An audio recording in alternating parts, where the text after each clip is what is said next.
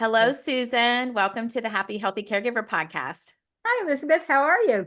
Doing well, doing well. Excited that you are here. Oh, so Um, happy to be here. yeah, I think this is going to be great. We're going to talk about kind of a different caregiving angle of the type of caregiver that you are that really hasn't been addressed too much on almost 200 episodes of the Happy Healthy Caregiver podcast. So I'm excited to kind of dig into that. But first, we always start with something.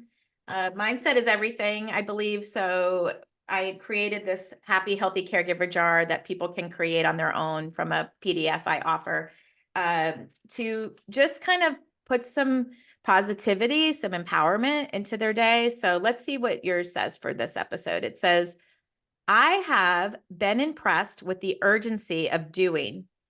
Knowing is not enough. We must apply. Being willing is not enough. We must do.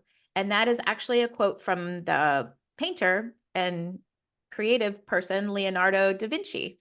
Hmm. So he says, I've been impressed with the urgency of doing. Knowing is not enough. We must apply. Being willing is not enough. We must do. And, what are your thoughts on that? Well, I would say offhand that as a caregiver, there is nothing but doing. Yeah. You'll There's never a, be bored. oh, nope, that's for sure. You're never bored. And your job just opens up day by day. It gets bigger and bigger as you go along.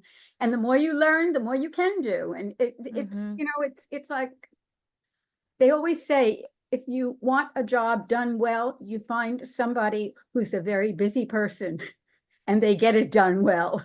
My dad used to say that if you want something done, give it to a Uh-huh. busy person That's and I right. was just talking to a caregiver yesterday about, their treadmill of life that they were on and how they were like grocery shopping at like 6:30 in the morning and people were teasing them for that. I'm like, listen, the caregivers are so creative and they will figure out how to Absolutely. put it all together like a jigsaw puzzle. However, it's overwhelming. Organization becomes your guide. You have to be organized. You don't have to worry about it. It develops as you go along. Yeah. Yeah, it's a necessity. I think what spoke to me too about this quote, I put this together years ago, this jar, and have added some refills to it since. And uh, what really spoke to me, I think at the time was that, worrying is kind of unproductive in a lot of ways. Right. But it is something that we can tend to do a lot of as family Mhm. caregivers, and yet taking some kind of an action, even if it's prayer or going for a walk or doing some research to release that worry, like taking some kind of an action Yeah. feels productive. Couldn't agree with you more. Yeah. Agree So, with you more. so Research, I think, is my, every person has to find their own thing. Research is mine. that's been But your I think that's superpower. because, well, I'm a nurse by profession, so that just fell into it naturally. Makes I'm a sense. very science oriented, so I just took it on and went with it as far as I could, and I keep going. I don't stop. Yeah, well, it's changing all the time. Oh, absolutely. As we speak, moment by moment, it Y- changes. It's Yeah, amazing. From the beginning of our journey until this time, the amount of change that's taken place is astounding, really and truly. yeah, and the information is more accessible than it has Mhm. ever been, and Absolutely. so all of that. Well, tell us a little bit, Susan, about your caregiving journey.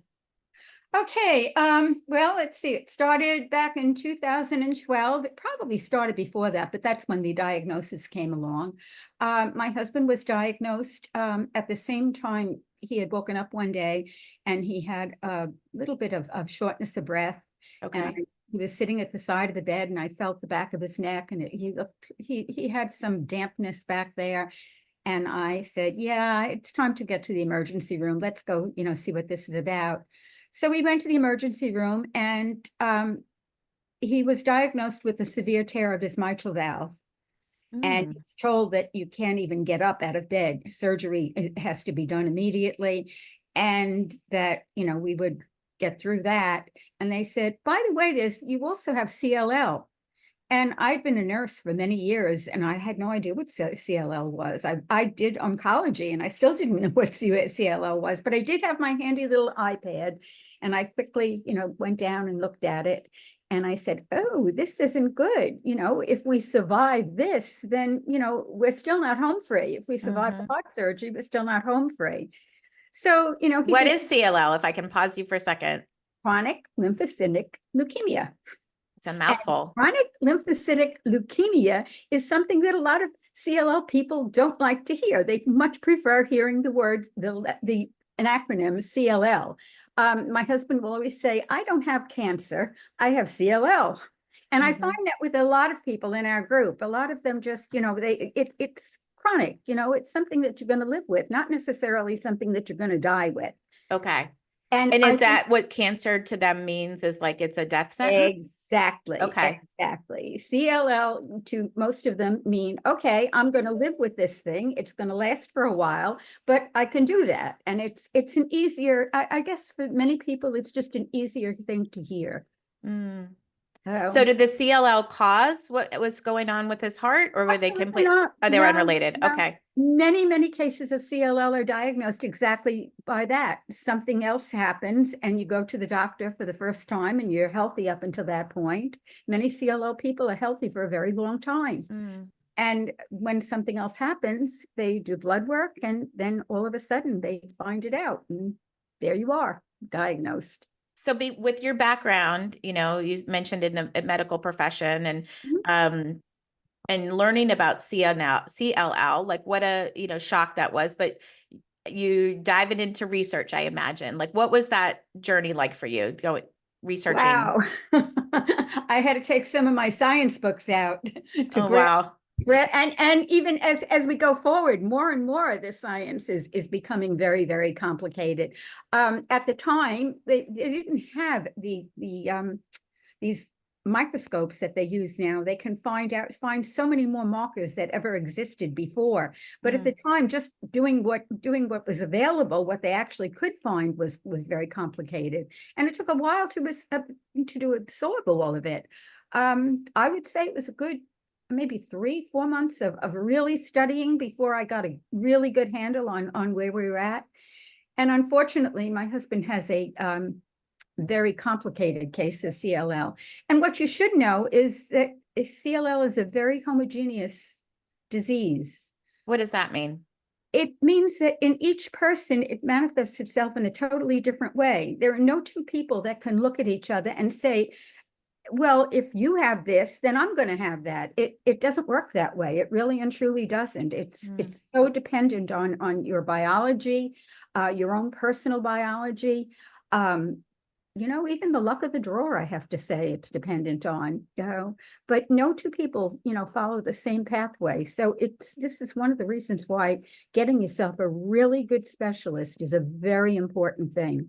What kind of specialist do you typically see for this? A hematologist, Hematologist. Got but it. we want to get a hematologist oncologist that sees a lot of CLL people because of the nature of the disease. Seeing a couple or 2, 3, 4 cases a month, it doesn't give you a clear idea of where things are going. You don't Right. really get a good feeling. The more cases that you see, the more you get an understanding of the disease, and Makes that's so sense. important when it comes to treating the patient. Yeah, but we certainly want the patient-centered care. Your husband's name is Bob, right? Yes, So yeah. how has CLL manifested for Bob, and like what are some of the things as his caregiver that you have had to help him with? Well, initially, was getting him over his surgery and acclimating him to the fact that he had this disease, and that was Mm. very difficult. Um, Unfortunately, he progressed very quickly, so Mm. treatment became absolutely necessary within a year's time of being diagnosed, which is not a common thing in CLL. Many people go many, many years. In fact, many people go without ever needing treatment. They're just monitored closely as time goes by, and often it passes. I won't say it passes, but the time passes, and they never do need treatment.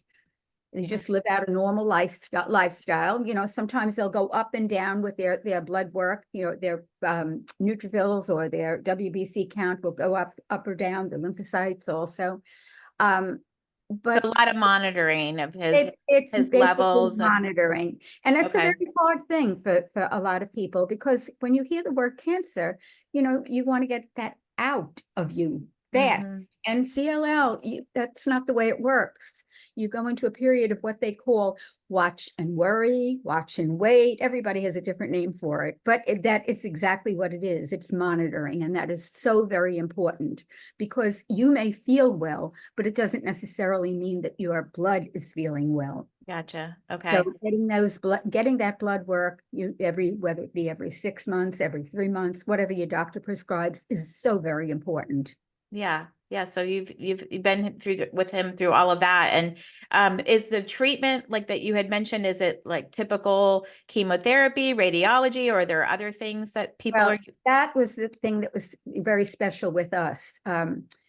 We unfortunately were right on the brink of the new novel agents coming out at the time. what is Uh, that? the novel agents are well, the first one was a BTK inhibitor, which was ibrutinib.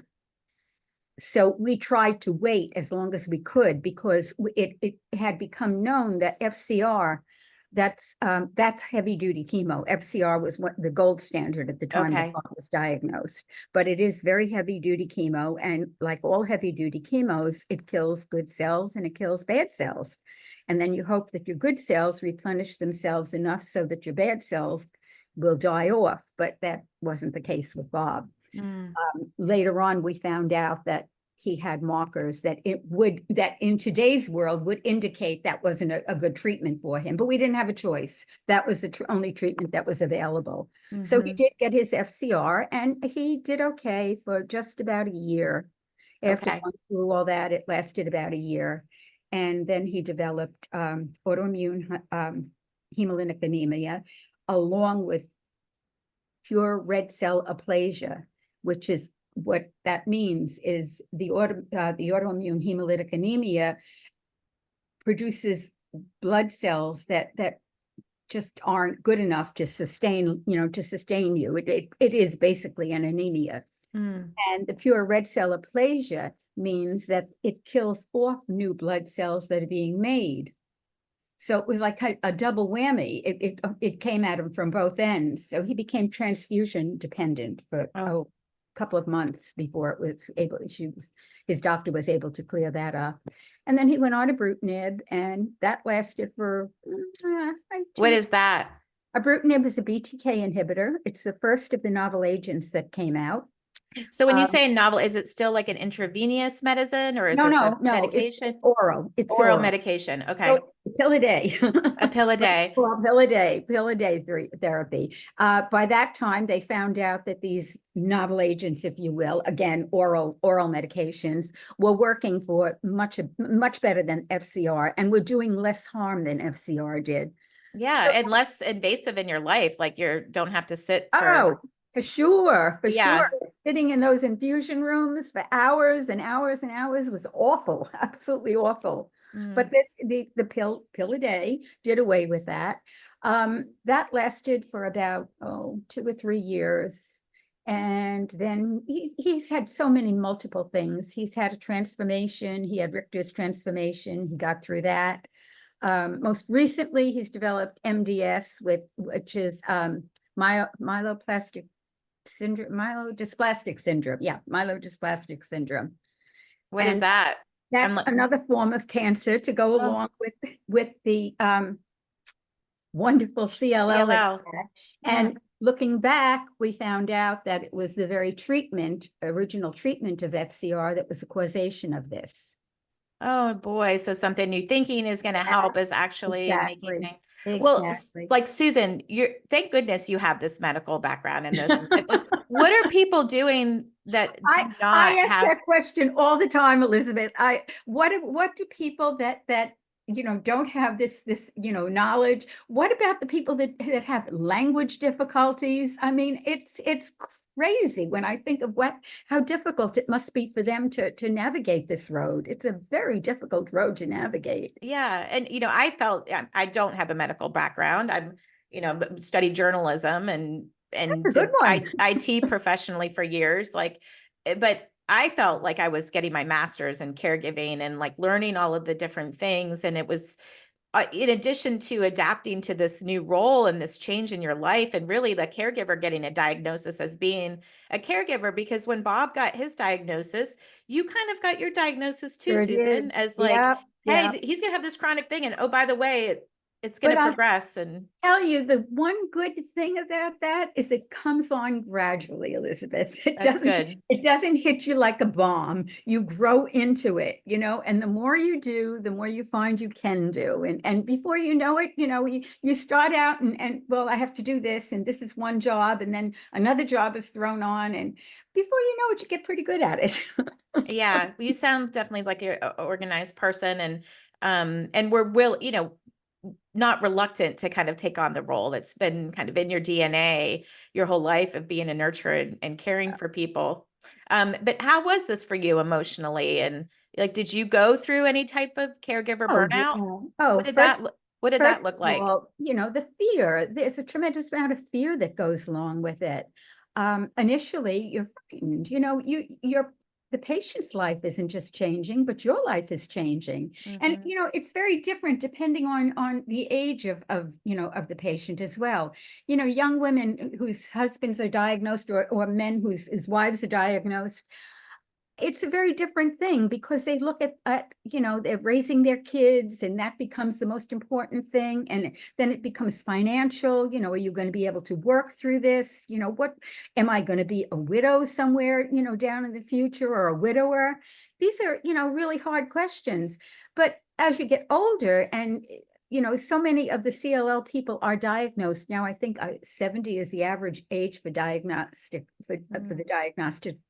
diagnostics to come about. But now we're finding a lot of younger people are coming down, getting it at a much earlier age.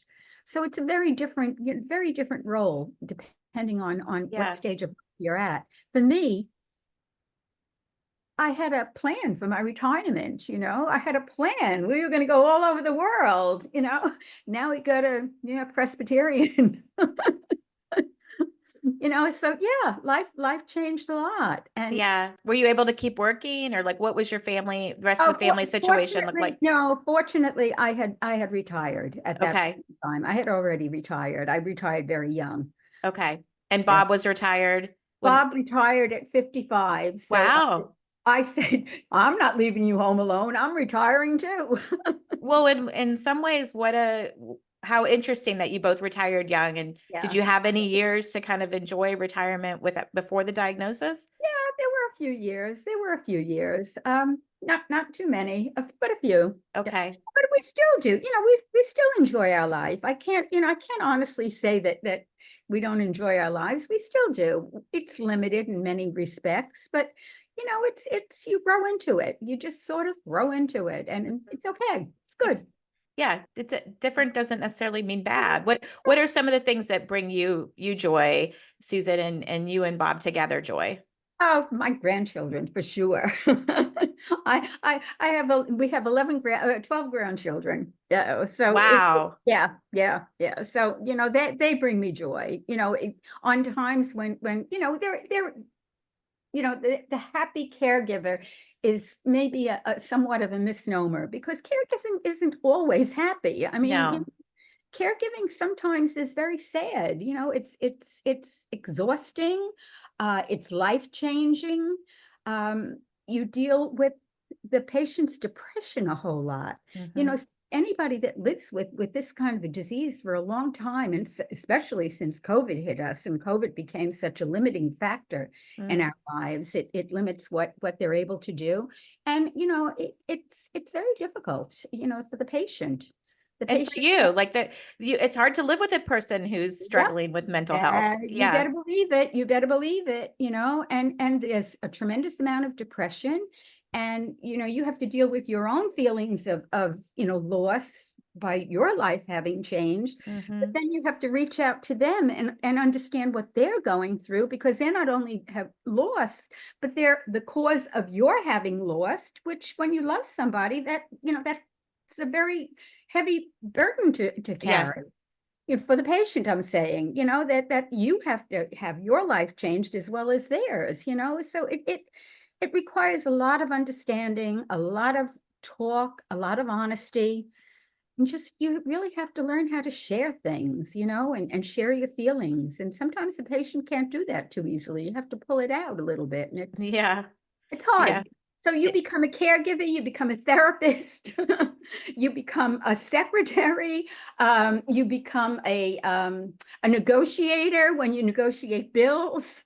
I mean, there's just no end to it, really and yeah. truly, You wear a lot of different hats, for and sure. you're also their spouse, Yep. so at some point. That is the one of the more important things. Is a very good point you bring up, really and truly. So You how do you maintain that relationship, like the romance, the intimacy? you gotta give it, because for the most part, these people, as they progress in their disease, they're sick. A lot of Hmm. times they're sick. So you have to give that, you have to be the one to reach out. Mm, And, traditionally it's the man who reaches for the woman, but you have to be the woman who reaches for the man in this case, and I don't mean to say all women are the caregivers. There are many men who are of the course. caregivers, but I think it's very important for patients to understand, and you have to teach them. I always say, when you want your children to grow up loving you and returning to you some of the things that you gave to them, it doesn't happen by osmosis. You have to teach them. You It's have to teach intentional. them. Yes, you have to teach them. This is your responsibility. And as a caregiver, sometimes you have to say to the patient, this is what I need for me to continue. This is Hmm. what you need to give me. I need to be appreciated. They're You not know, mind readers, and you're exactly. not a mind reader. Well, Yeah. they're consumed with their own well-being, as anybody is when they get sick. You become consumed with your own feelings. It's very hard for you to think of somebody else's, because you're trying so hard to work on your own. Yeah. And So it's even more important in some ways, or crucial, because mhm, this is a chronic thing. This isn't something that's going to, like, oh, it's a knee replacement, or you're going to get back on your feet again. Like, we need to figure this out. Like, this needs to be a sustainable life for us. one of my favorite arguments sometimes, and we fight all the time, because it's as I'm getting older, it's hard for me to do everything that I did 5 years ago. And I Hmm. have to say to Bob, you have to pick up some of this stuff. You Hmm. you got to pick up after yourself. You don't throw the dishes in the sink.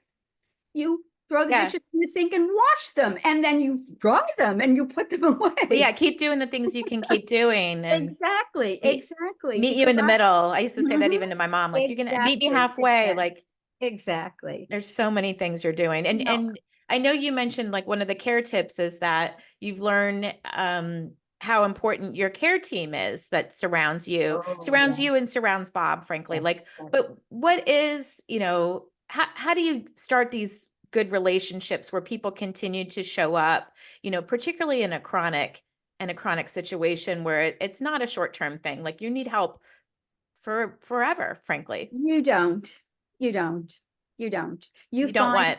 you don't get people to show up, because people, Mm. unfortunately, when things, when you can no longer participate in the things that your social group participates in, you're living a different life, a You totally fall off the different life. text threads and the Yeah, email chain. exactly, So for your friends exactly, and family, it's like, oh, or they make assumptions maybe that you can't do some things that you or use. or sometimes get annoyed that you don't, or Yeah. sometimes get annoyed that you don't. And the thing with CLL is sometimes you don't look sick, sometimes Mm. you look perfectly healthy, and then they say, well, why can't you, what's wrong with you?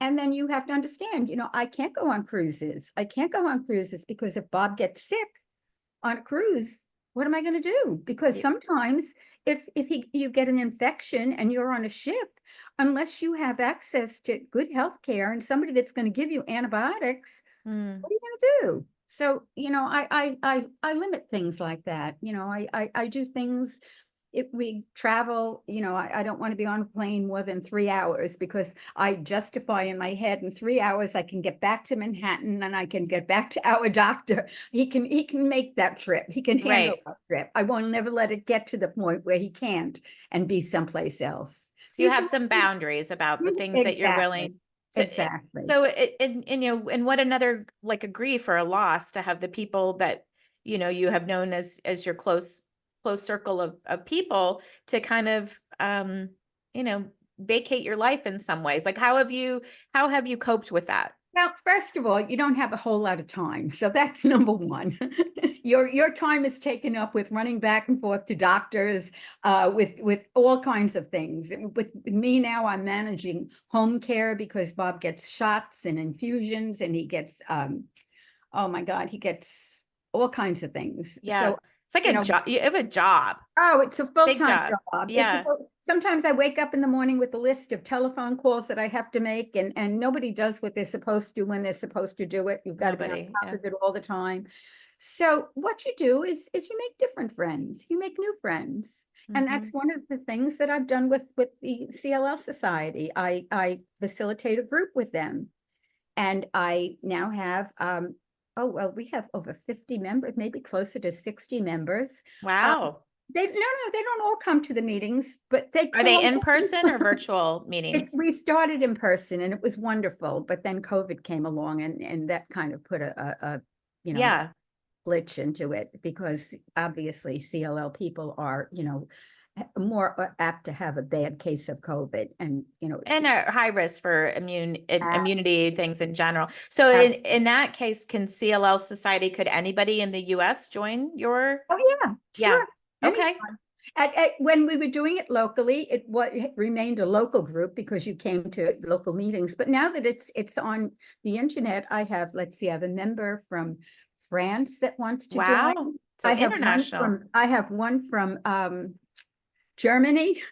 I have one from Colorado. I have them all over the place now. So, I mean, we did something similar. I'm a leader for a group called daughterhood.org Mhm. that does virtual support groups. And, made the same change during COVID. We went virtual, and it's a mixed blessing. I miss the in-person interaction with my small group, but we are like scaling and reaching way more people. And so that feels very empowering, I think, and also just to connect people that need community, It's rural exciting. areas. It is exciting. It's Yes, yes. exciting. Are Yeah. there some of the things like that come up over and over again that you like, some of, if they say, oh, Susan always says, for your groups, like, are there just little nuggets that you're passing along to the members? Oh, it's whatever they need at the time. I mean, I take each case as it comes along. As I said, half of more than 3/4 of the people, if they don't come to the meetings, they all have my phone number, they all have my email address. So I made a whole more friends than I can handle. Yeah. Friends all over the place now. It's one of the best thing about caregiving, I think, is all the really cool people that we get to Oh, meet. always the best and the best. Really Yeah. and truly. It's these people are, just a wonderful group of people, and they're so appreciative of every little thing you can Hmm. do. And it's a venue where, once you have an illness, I think diabetics probably share this. Nobody wants to talk about your illness. Nobody wants to hear about your doctor visits. This is a very critical part of your life. Right. When you're out socializing, you're listening to other people because nobody wants to listen to you. Yeah. They think it's a downer, or they're afraid that maybe it's contagious, whatever it is that they think. But on with the group, we all It's a feel safe free. place. It's a Yeah. safe place. Yeah. Exactly. What Exactly. what do you say to a member who is like, that you feel is like headed down the road to caregiver burnout? Like, what do you say to them? Take care of yourself. What Get does out that look like? Yeah. Get out and do something for yourself. Go see a show, find a friend, join a group. connect with one of the people in the other in our group, give somebody a call and say, hey, I want to have a cup of coffee. Can we just meet someplace? Mm. You've got to reach out.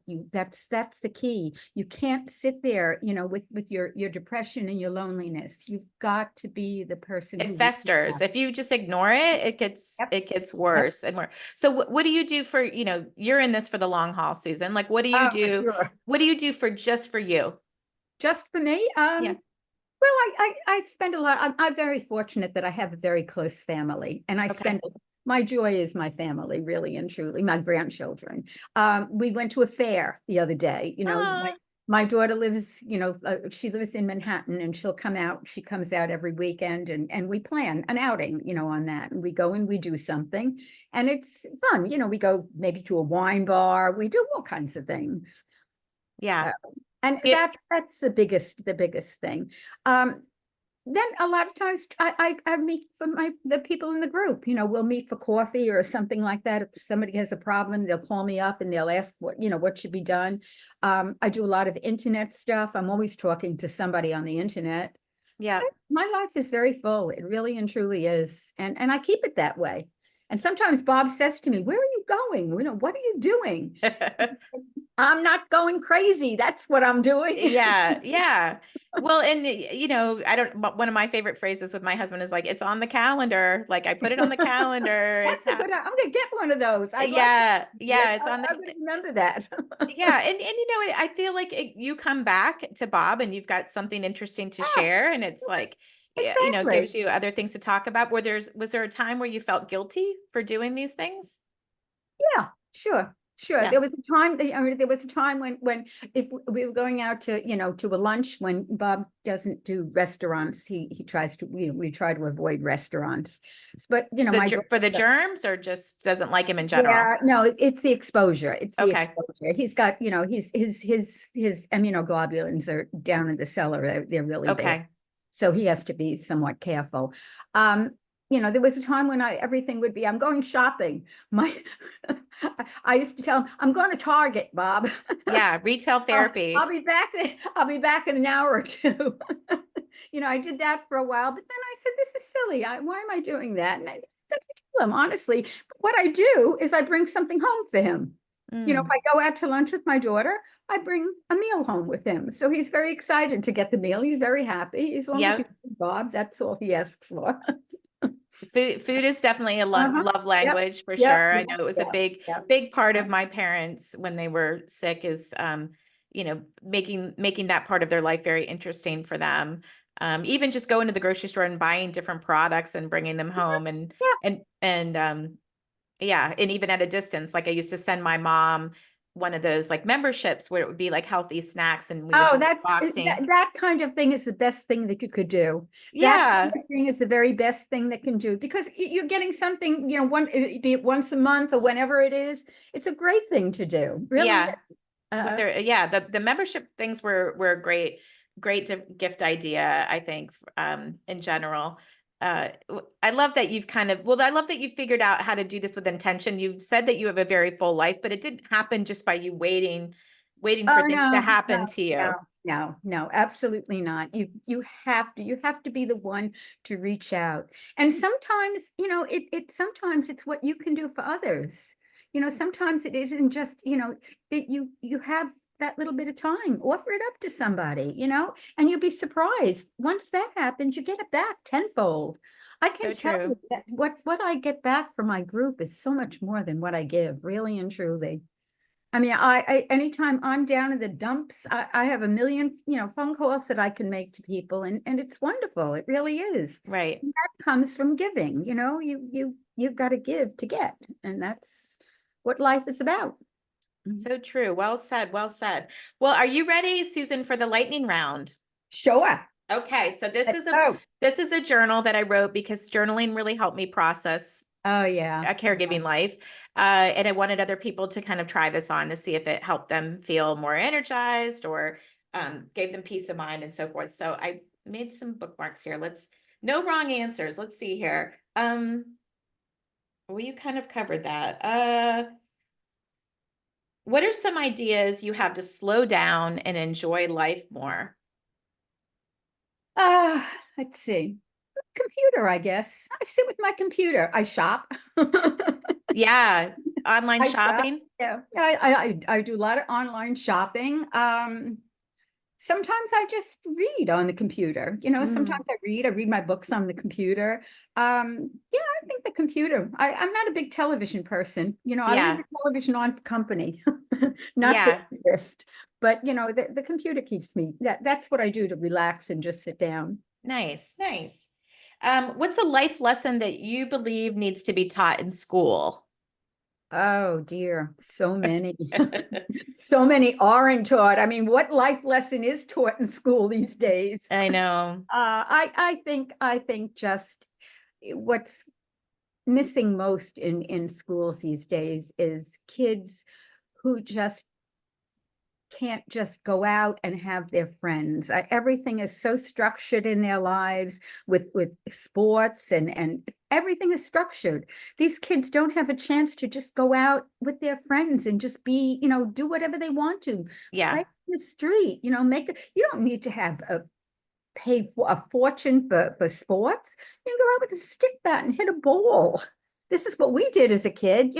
We hung out at the square. We all met at night and the evening at the square, and we sat and we talked. But today, everything is your telephone. Your Mm. iPhone, your iPad, or whatever.